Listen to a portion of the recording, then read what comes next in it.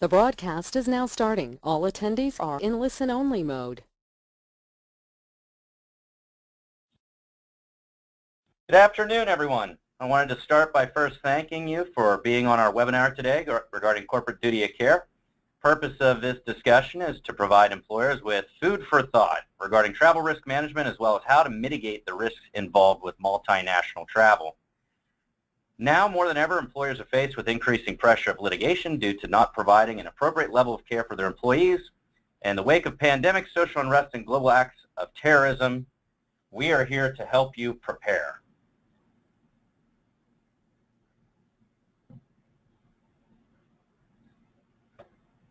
So who do we have on the line today? I'm Justin Leader, Vice President of Business Development with Benefit Design Specialists. Over the past 6 years, I've implemented dozens of travel accident plans, including large multinational risks. It's my goal to provide you with my viewpoint as a broker consultant, as well as that from an assistance provider and insurance carrier. The folks that I have on the call today are what I call a trifecta of industry experts with varying viewpoints. It's my pleasure to introduce Jeff Walsh from Cigna International and Brian Crowther from International SOS. Just to qualify these two guys, Jeff, could you tell us a little bit about your role at Cigna International and what you do, who you represent?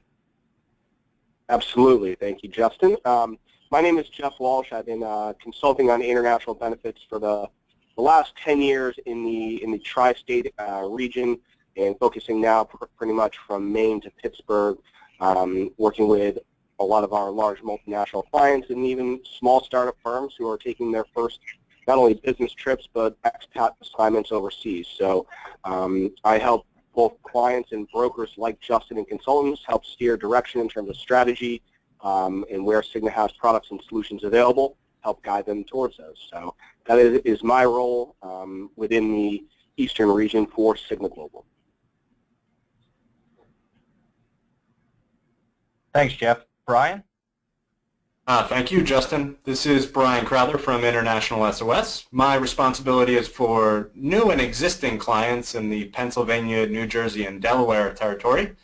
And my focus is really bringing on board clients that are tasked with supporting their international populations, be that expatriates or business travelers, understanding what role that mobile population will play, and how we can best deliver medical and security services to keep that population productive.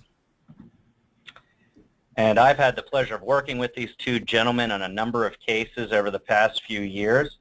Understanding we have folks on this call from all over the globe, we are very excited. We also understand that we're going to be going through quite a bit of information.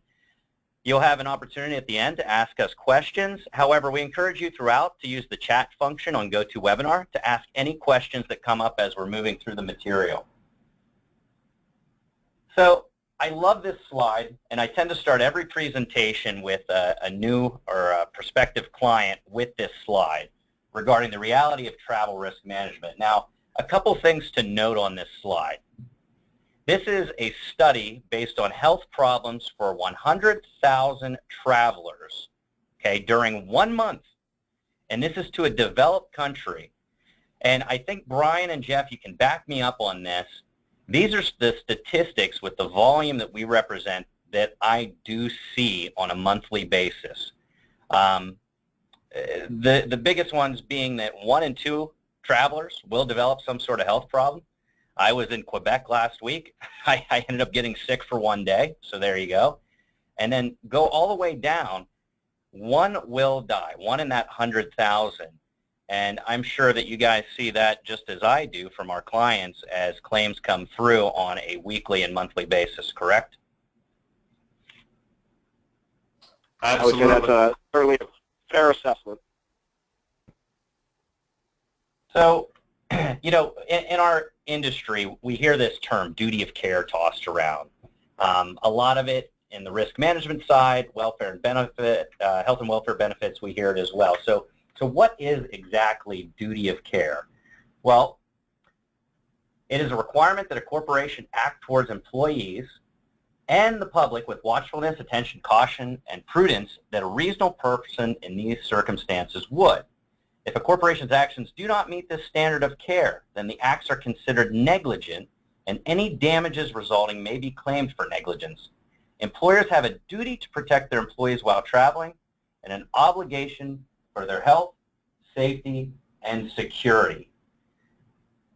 I think this is a common understanding amongst all employers and as well as brokers, consultants, assistance providers, and insurance carriers that work in the business.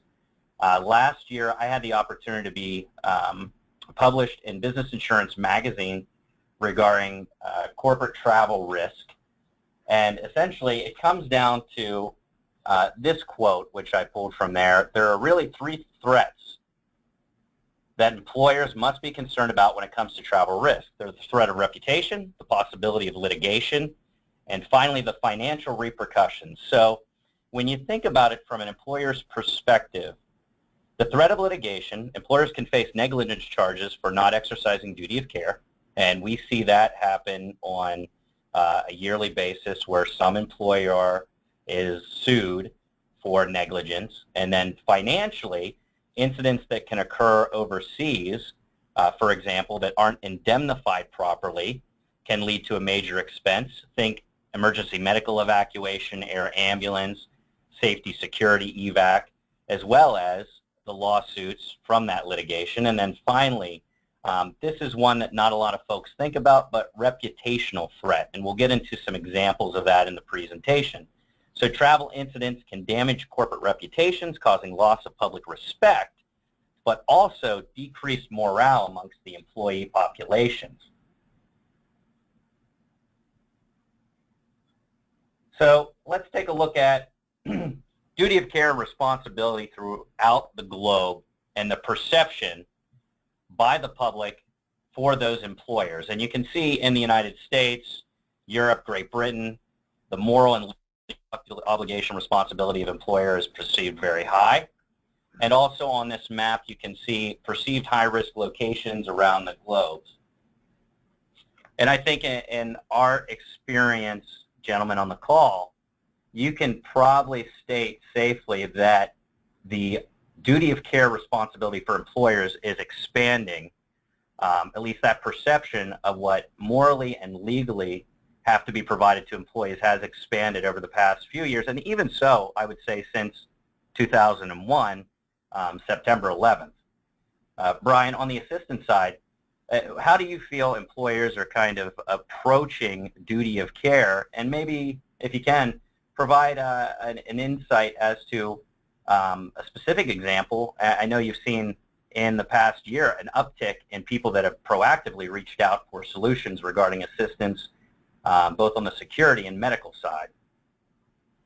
Absolutely. I think if we're looking at the two different circles on these slides, the moral obligation and the legal obligation had been a primary driver, I would say about 2006 to 2011, that sort of time frame. What we're seeing now is companies taking more an approach closer to the moral obligation, the moral responsibility they have to their employee population, and letting that be the driver. That moral obligation sometimes goes beyond what the minimal or the legal requirement might be, but by taking the approach of letting what is our responsibility to our employees, what is our responsibility should an event impact our employees, and should that responsibility be equal no matter where that employee originates from, we see that being the driver at International SOS now with our clients. Many of our clients are taking an approach that no matter what the home country of an individual is, no matter what where they were assigned or where they traveled to for their responsibilities, what we want is a consistent deliverable for all of those employees, and making sure that we take the best care of them that we can. I think recently, both of well, obviously the attacks in Paris and then the attacks later in Brussels, both brought to the forefront the requirement that organizations take the appropriate steps well in advance of an event actually occurring.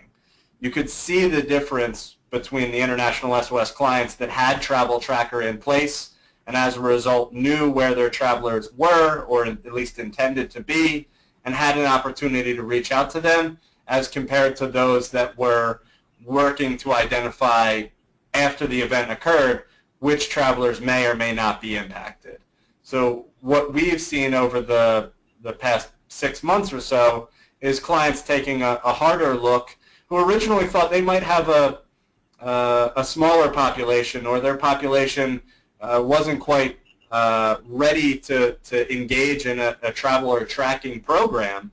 We've seen those clients take a harder look at putting a travel risk management program in place. Great information, Bri. And Justin, just to chime in there from a trend standpoint, over the last several years on the insurance side of things, I think because of U.S. healthcare reform and the changes that employers have had to make as it relates to their U.S. domestic benefits, that that lens has kind of been settled, but now that lens is shifting to global benefits. And so we've seen over the last several years clients who might maybe have what I would say played in the gray area, or maybe not have taken a hard and fast approach in terms of either providing appropriate duty of care. All of a sudden now we're saying, okay, we're becoming compliant on the domestic side. Now what about my global expatriates? And then that leads to the discussion of global travelers.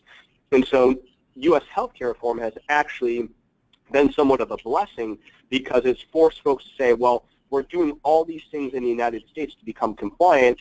Okay, well now what about my globally mobile, both travelers and full-time expats? So that has then led to a greater, more in-depth discussion about how to, appropriately take care of both travelers and long-term expats. So, that's just something we've seen over the last several years, and it's been, a change of pace.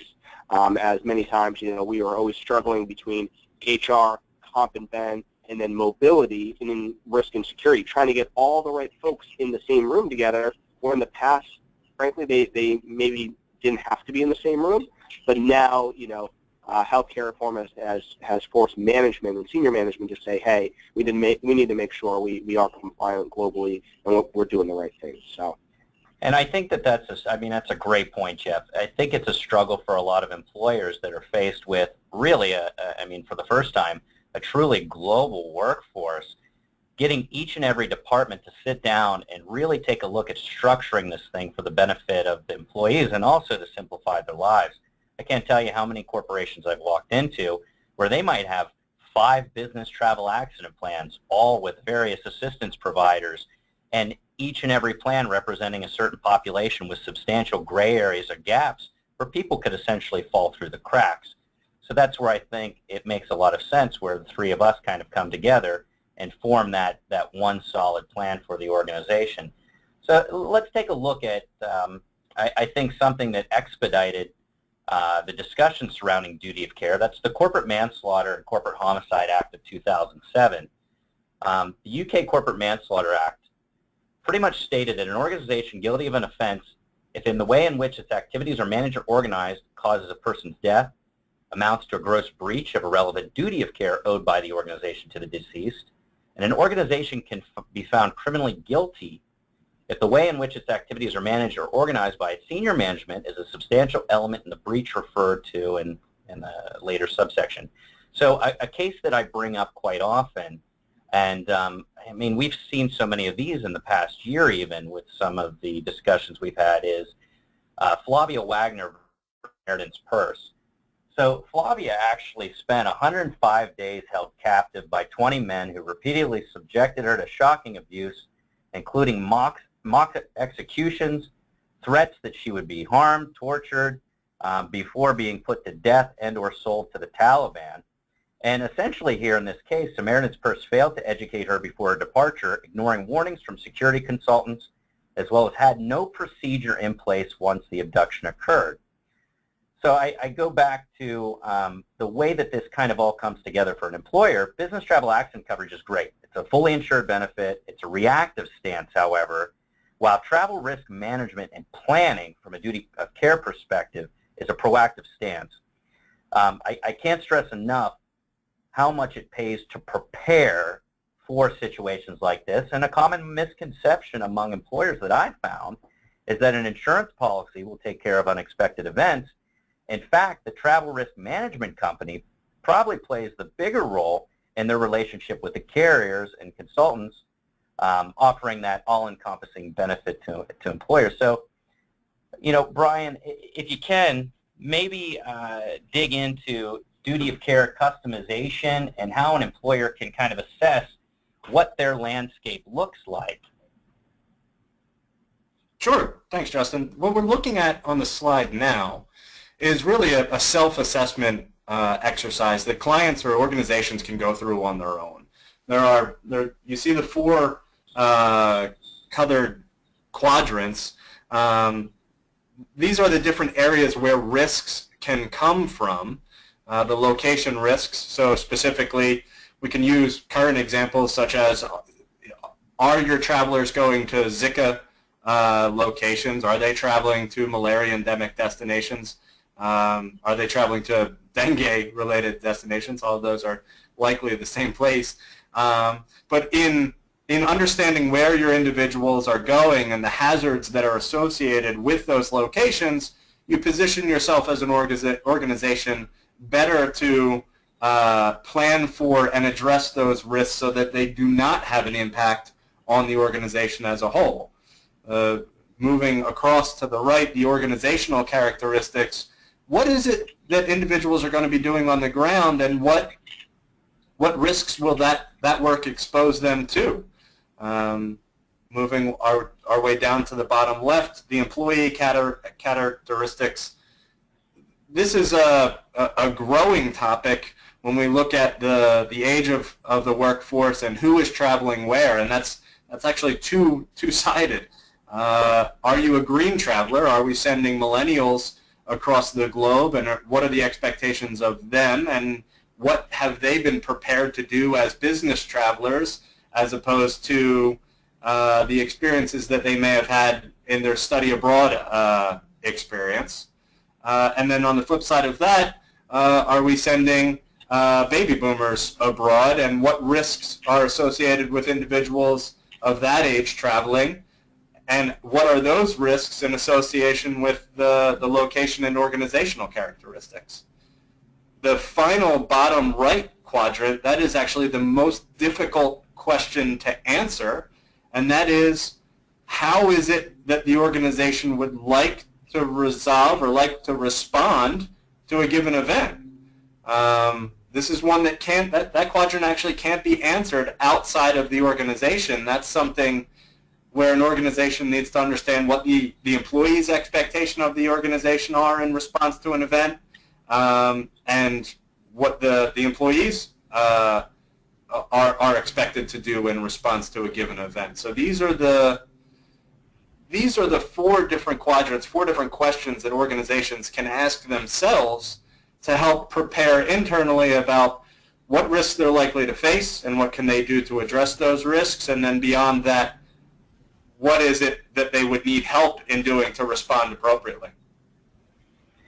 So, and then on the side of the insurance aspect, a lot of the conversations Jeff and I have had over the years are in regards to the who, what, where, and why, and then how do we indemnify and help to ensure financially that should some event occur, should somebody become sick, should you need to evacuate, in conjunction with you, the assistance provider, we have a protocol in place to ensure that those people are taken care of, but also ensure that financially the company isn't impacted for, say, a $40,000 self-funded medical evacuation, which we've seen those bills come through.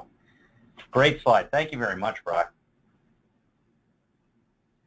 So how do we provide that insurance coverage? And Jeff, I like this slide a lot because there's a lot of terminology that's kind of thrown around in our industry. What's an expat, business travel medical, business travel accident?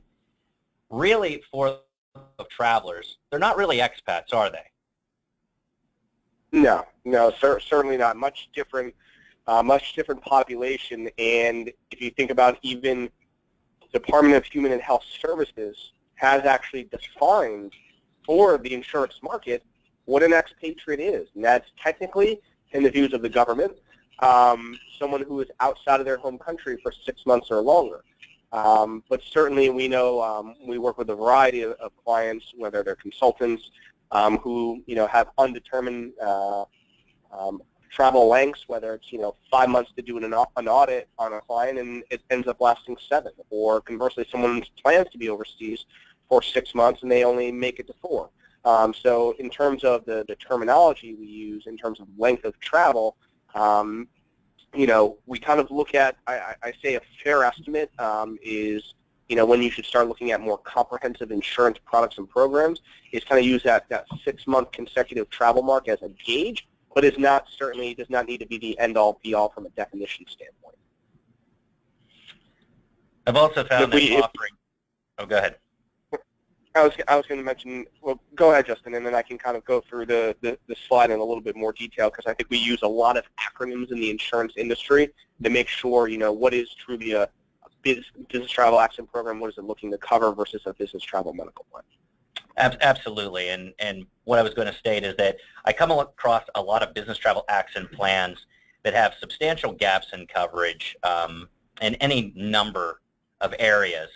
But what I found that a lot of people don't take advantage of is an out-of-country medical plan, also known as business travel medical, and or making sure to indemnify things like natural disaster or international safety security benefits, and then tie that into the assistance providers. So for those travelers under 6 months, which are going to be the bulk of most of any organization's travelers, business travel medical makes a lot of sense. But I'll let you go ahead and explain a little bit more in depth the difference between these. Yeah, and I think the biggest, if we look at the first piece, the who, what you'll typically find, is on the left side for business travel accidents are typically the property casualty carriers versus core health service providers. So that's where, you find the split and the difference between folks who are providing, an accidental death and dismemberment typically end up being property casualty carriers that don't either have, medical directors on staff, nurse clinicians on staff, and protocols built, international networks and things of that nature to really focus on the core health and well-being of that business traveler as it relates to their medical needs versus simply worrying about indemnifying a claim after the fact where someone, is sitting there holding a $10,000 hospital bill, and who do I subrogate that claim to? So that's where, the carriers that play in the business travel medical space end up typically being, your core health insurance providers, or, a lot of times the property casualty carriers who end up adding medical riders on top of their, traditional business travel accident plans, which brings us to that second point, the what, where the BTA plans are typically looked at as, accidental death and dismemberment plans for employees who are on business travel, where you find that carriers that do specialize in business travel medical are really focused in on, the medical injury, the sick care, the urgent care, the emergency care needs, and, do they have services available to whether you engage with an assistance carrier to help support that level of assistance, or if you happen to simply pay, like I was in Dubai last month, and I simply got sick. I didn't make a phone call. I wasn't proactive. I decided to get in the cab and go to a local pharmacy. Now I'm sitting at a 75 dirham claim, and now I need to get that thing reimbursed. So ultimately, the what is primarily the medical difference of looking at carriers that provide indemnification for sick care, urgent care, and emergency care needs versus just an accidental death and dismemberment. And of course, the where, international coverage, looking to truly make the program holistic. I try to always ask clients, especially clients stateside, is in a perfect world, if we could offer a plan that spans the globe and can cover every overseas office, that would be the most preferable approach, so you can truly take a global duty of care view. But sometimes we recognize, an HR benefits manager might only own their U.S. budget. So for the time being, they're only worried about, outbound travelers leaving and maybe foreign inbounds coming in. So that's where, the likes of folks like Justin and Brian, where we try to help navigate, looking at the cost and looking at who we're looking to cover, in terms of their global travelers. And then when, we are typically kicking in, these types of programs are truly becoming effective, the minute someone leaves their home country of citizenship or permanent residence. And we are typically on the business travel medical side, we are primary pay, which is typically different from your business travel accident carriers who tend to add, a medical rider on top of that BTA where they will be supplemental, where they're going to try to first, either have that member, run their claim through a national health care system or try to subrogate that claim, to another insurance provider before they're picking it up.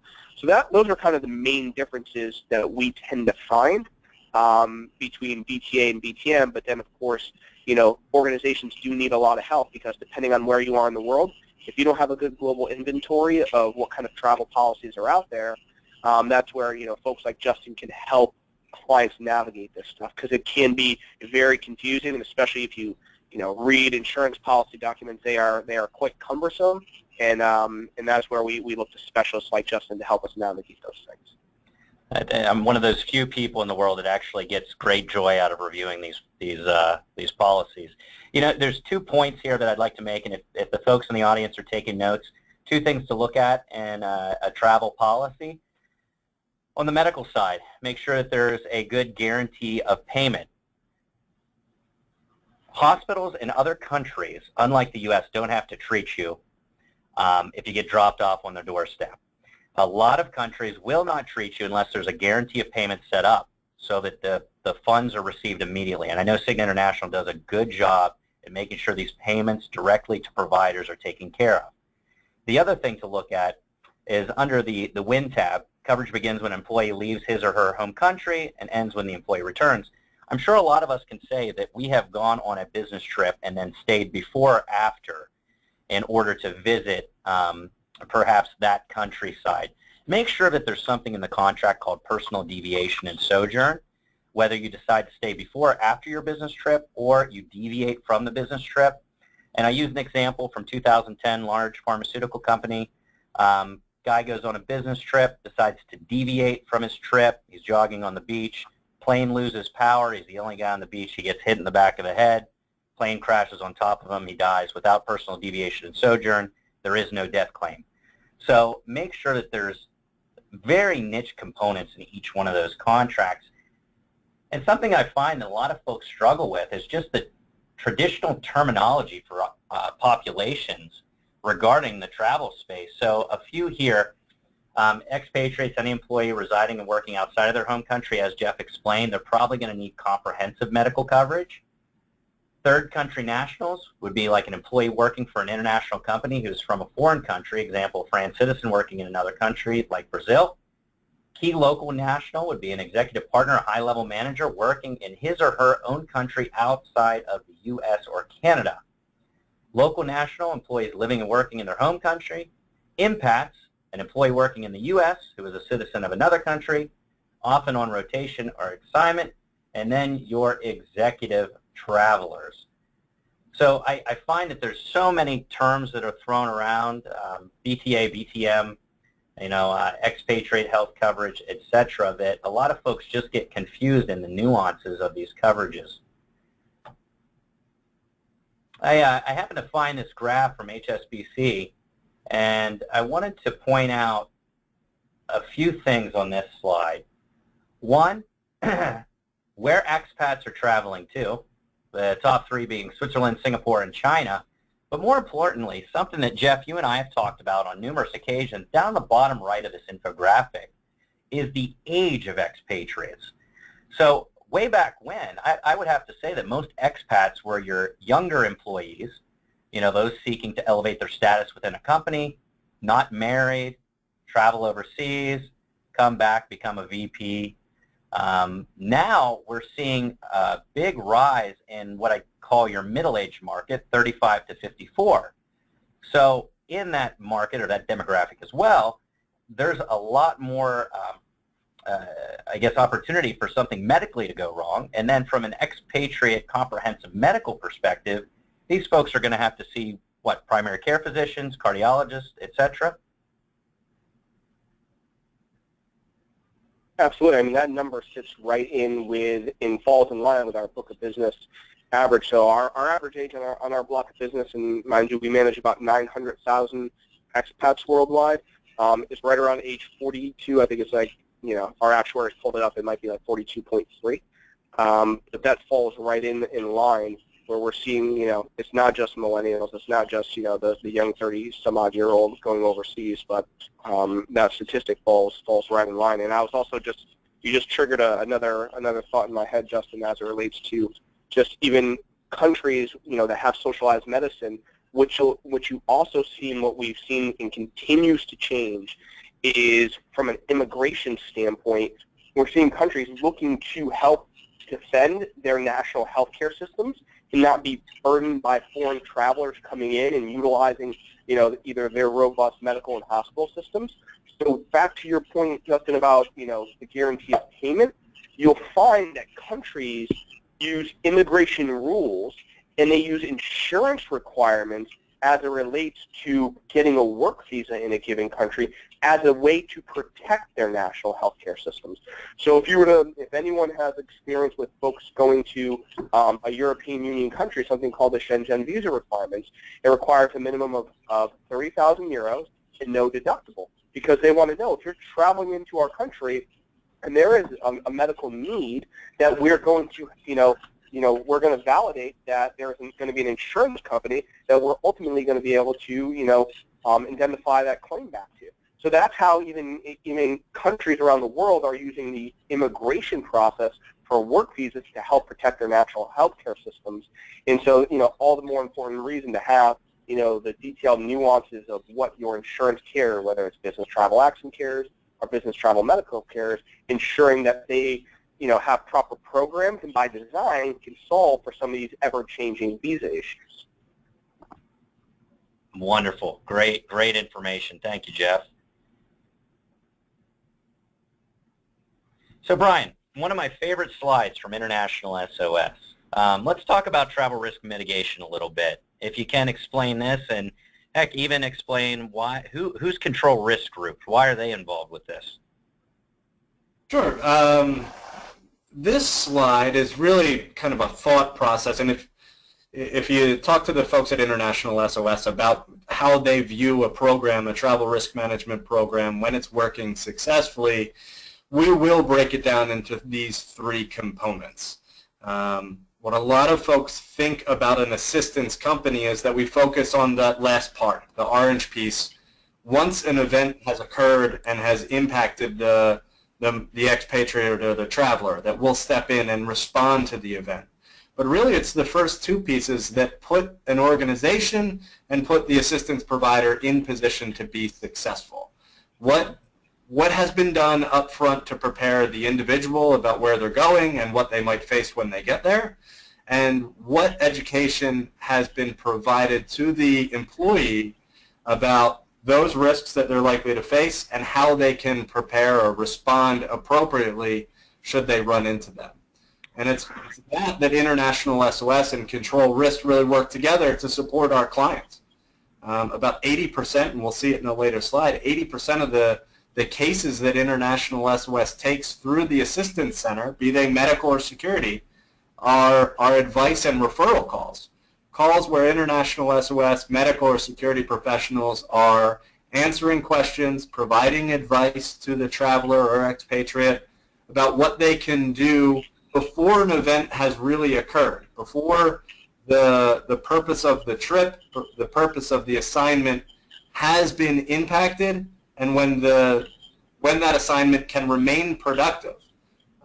If you are traveling to a location for a presentation and you happen to sit on your glasses without a spare pair, you're going to need to see an ophthalmologist, and you're going to need to do so quickly in order to ensure that presentation is successful.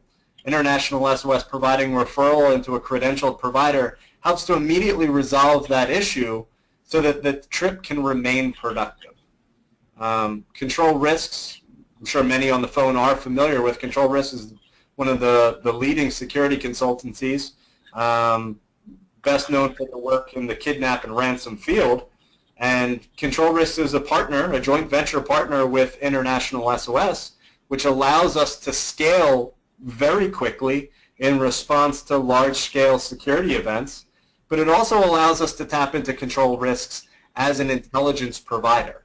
So the intelligence, the information that our security analysts are able to provide is really second to none. And what that allows us to do for our clients is support them in the first two categories on this slide, the assessing risks and then providing advice when individuals are on the move. Brian, I gotta give you a plug here as well. I have traveled and visited a lot of the HQs for many of the assistance providers that are out there. And if you want a real treat, I encourage anybody on the call to travel to Traverse, PA, to International SOS, and take a look at their operation, their call centers, the people involved there, the maps up on the walls with live action airplanes flying around the world. I mean, it's really like something out of the CIA, for lack of better words. It's amazing. Yeah, Justin, really what you're noticing there is the difference between a direct relationship with an assistance provider and an indirect relationship through an insurer. If you take a look at the slide on the screen, those bottom three categories, the outpatient, the inpatient, and the evacuation and repatriation, those are the services that are generally delivered through an insurance policy, through a business travel accident policy, or through a business travel medical program. The advice and referral component, the 80%, that's really what the focus of International SOS is. And these statistics here are the benchmark that we hold our clients to determine whether or not their program is working correctly or if it needs additional tweaks.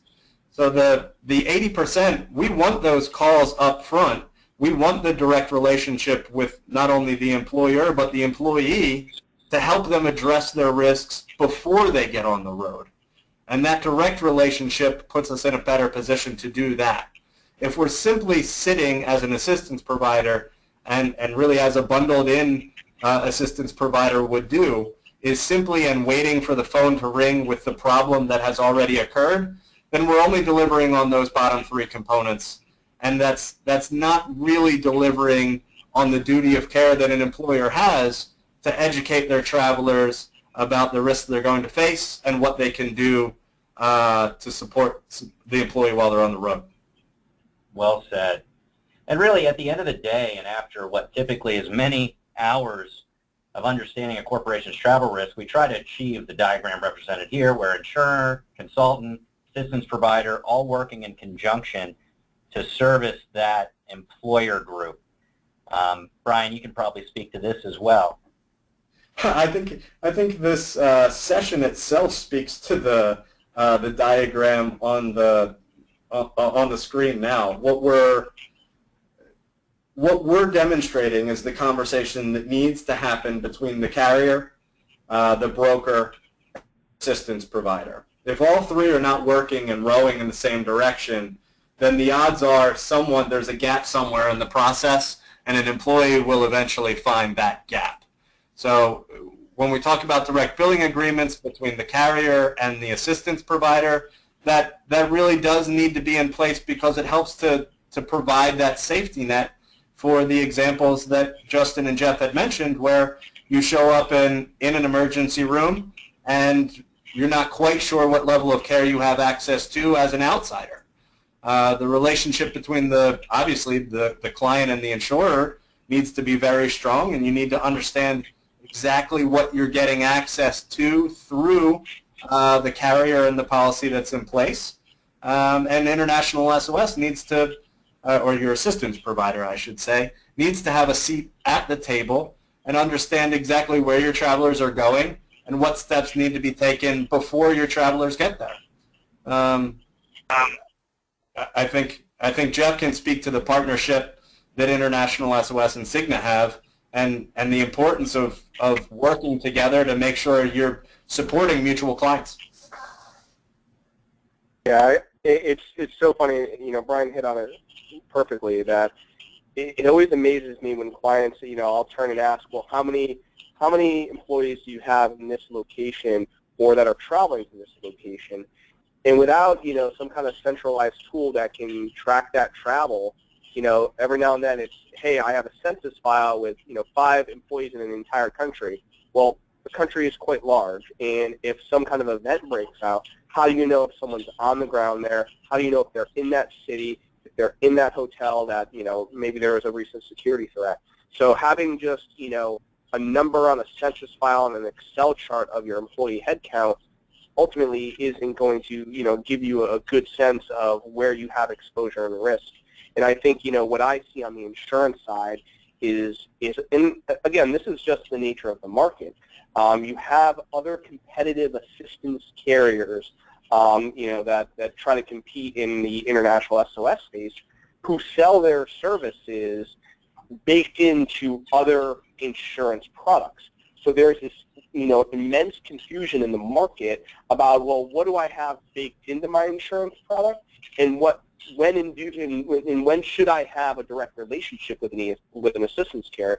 And to give you a very direct example of that is that International SOS and Cigna, we're mutual clients. So when I travel on behalf of Cigna on business, within a matter of 2 to 3 hours of me booking an international flight or a domestic flight for that matter, I'm getting pushed proactive security information along with other just general assistance, medical things to consider, and I get a nice, robust 2-page assistance preview from my travel vendor, but that's all that information is built in from International SOS.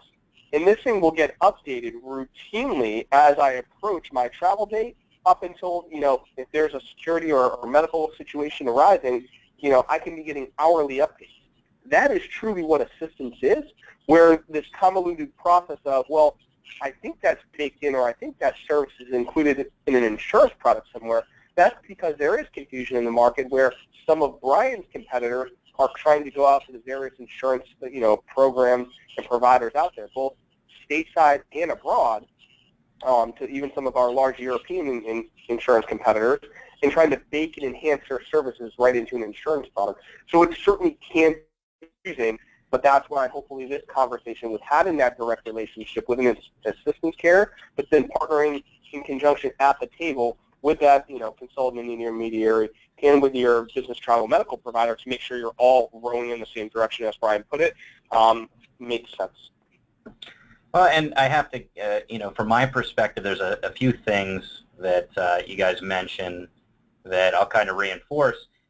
There's no conflict of interest. I like having separate providers in this instance because the insurer, it isn't in paper exactly what you're getting, but it's almost like you're providing the gold standard in both products, services for the right reasons, and nobody's going to try to cut corners because one evacuation might cost more than another evacuation. I've seen from both your organizations, you've always done what's best for the end user and for the client. And really, I think the big component, after we have the policy in place, after we have the agreement with the assistance provider, I think it comes down to educating the employees. An educated employee, an educated traveler is going to be a better traveler. It's going to lessen the risk for incidents occurring, understanding that an appendix bursting, there's really no way you can avoid that. But I have to tip my hat here to ISOS. We're offering everybody on the call today access to the ISOS app, which, thankfully last week during my trip to Quebec, although I got sick, I did have the ISOS app handy, but I did not utilize it. So, Brian, can you tell us a little bit about this app and how the folks can use it on the call? Sure. And this is, again, thank you very much to Jeff. This is one of the resources that we put in place for our clients to utilize.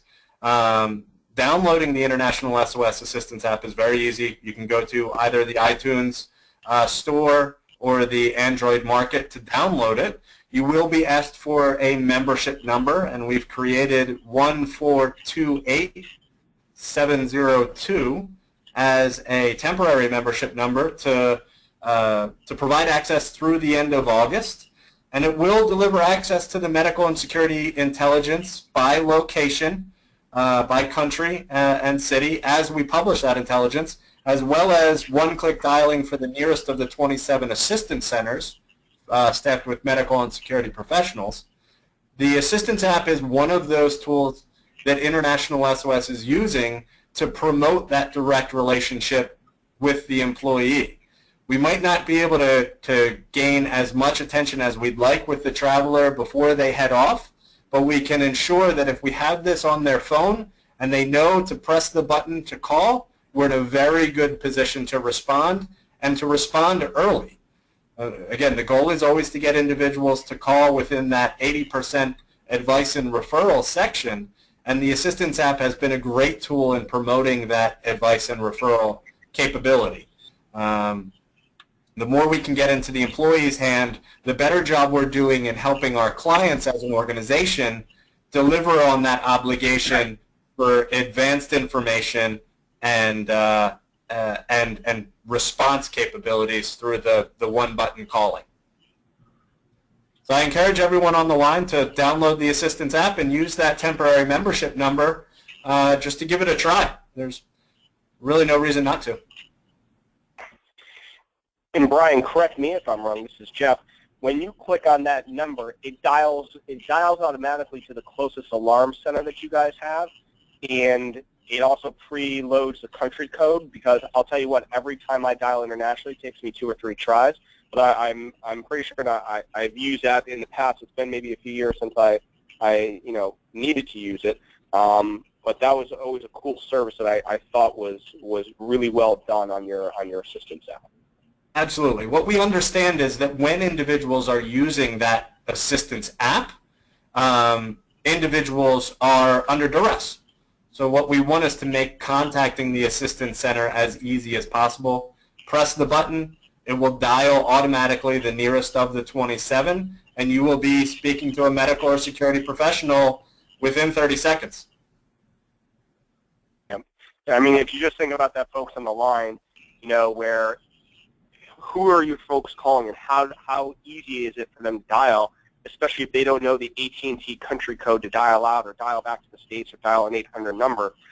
If you just think about what Brian mentioned, how simple it is, for folks to use if they have that, I think it's a great tool, because I'll tell you, I have to try 2 or 3 times every time I dial internationally, because I always mess that up. So it's a great tool and service if you guys can try it out.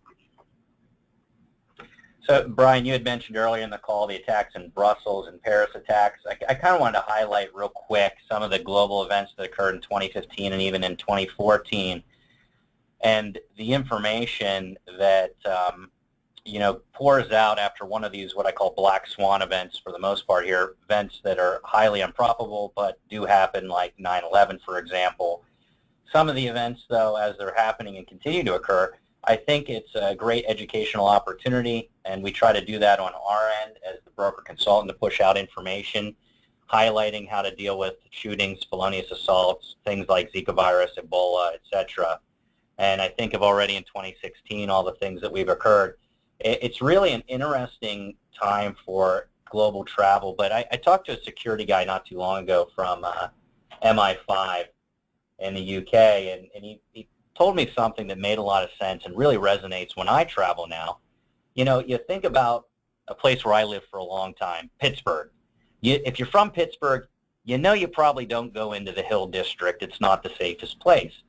One of the beautiful things about the assistance provider and the insurance carriers as well is that they provide these ISOS, like the app per se, but they also have web portals where you can go on and download country-specific reports so that you know exactly what you're walking into in any given country. And you know what? I encourage my clients. I just had one not too long ago. I think they're on the call. They reached out in regards to a report on Aruba because they're expanding business to Aruba, which it's got to be a beautiful thing.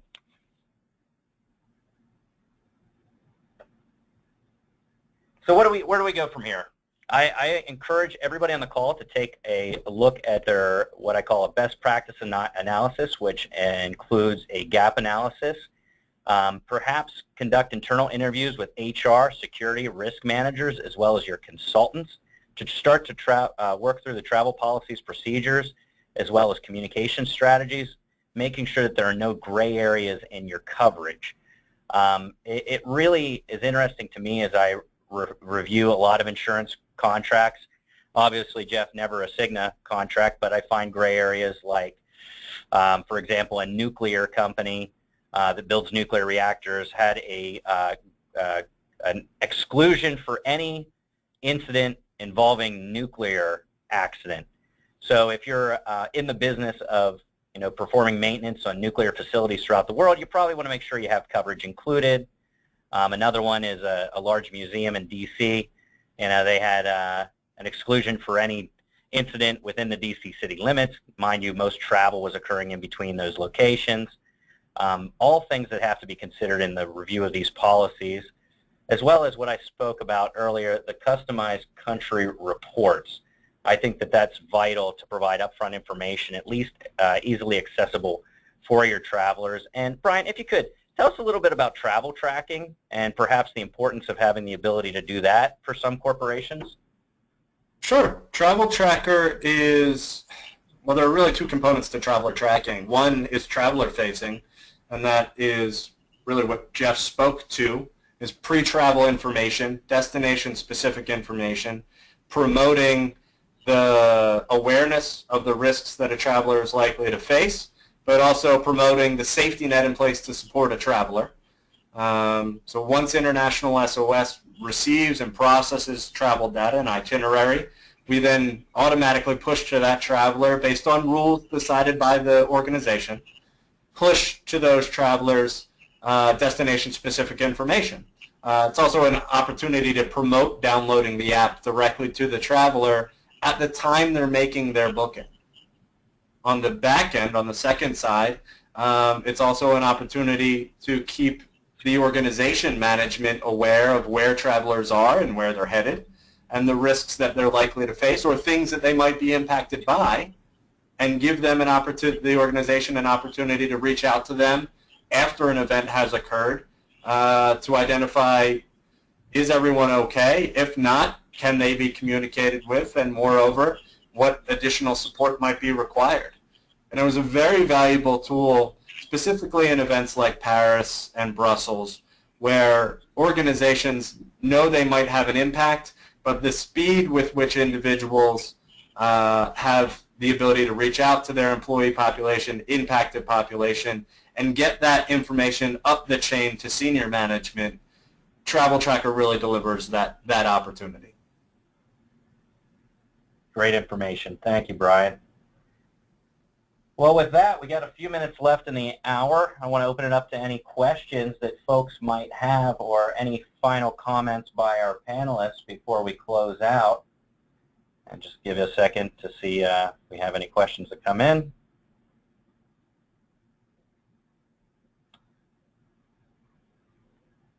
All right, Jeff, here's a good one for you that just came in. I'm looking to implement a Virgin travel accident policy and plan. Where do I start? With the insurance carrier, with the assistance provider, or broker consultant? And I have my thoughts on it, but go ahead. I really do think it's a combination of all those in consideration. Yeah, I would first certainly suggest starting with the likes of a benefit design specialist and working with a consultant or intermediary, because first and foremost, I'm sure the organization probably already has existing policies today or some level of an insurance program to which the organization is probably paying some level of insurance premium towards. So from a budget standpoint, you certainly want to be able to gather whatever existing policy documents you have, review those gaps, and then determine what is the right course of action, whether it's a mixture of domestic business travel accident, global business travel medical, and then on the international side, if your true focus is taking care of the international risk, taking a look at what country locations you're going to, assessing if having a proper business travel medical plan in a direct relationship with an assistance care is the right choice for you. I would say first starting with gaining that inventory of what you have today, because I think sometimes that is, that could be a lengthy multi-week process, just gathering the proper documentation and knowing what the insurance costs are behind that, and then working with a specialist to help you navigate that, and then properly go out to market, for the associated gaps, and looking at to see if you can try to consolidate and gain some savings by trying to bundle some of these packages and programs together. Great response. I got another one in. Is our rating and premium, is that exposure driven or experience driven? And I think I can answer for all of us on the call, including ISOS. All pricing is exposure driven. It's all pooled rating. Experience really doesn't play into the mix for the business travel accident, business travel medical, or ISOS as well. Yeah, that's correct from my standpoint, Justin. Okay. That's correct. That's correct for international SOS as well. Great. All right, folks, if you have any other questions, comments, please feel free to reach out to any one of us on the call. We really appreciate your time today. While we could talk about this topic for hours on end, when this first started, there was probably about double the amount of slides, but I see we've already filled this hour pretty quickly. I'm sure there are questions that will come up with your organizations on the back end. Please feel free to reach out to us at our contact information here, or check out our YouTube channel, Benefit Design Specialists, where we put up quite a few educational webinars and episodes like this, and we look forward to hearing from you soon. Thank you, Brian, and thank you, Jeff. Thank you, Justin. Take care, everyone. Take care.